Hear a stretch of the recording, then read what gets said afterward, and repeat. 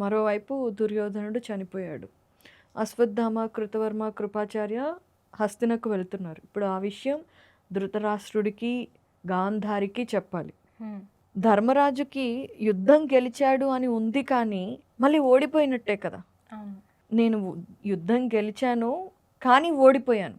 కన్న పిల్లల్ని పోగొట్టుకోవటం కంటే అంతకంటే లాస్ ఇంకేమీ ఉండదు అని ఒక బాధలో అర్జునుడు, నకులుడు, సహదేవుడు, భీముడు వీళ్ళందరూ ఎంతో బాధలో ఒకవైపు ఉంటే, మరోవైపు గాంధారికి, ధృతరాష్ట్రుడికి దుర్యోధనుడు చనిపోయిన సంగతి కూడా ఇప్పుడు తెలుస్తుంది.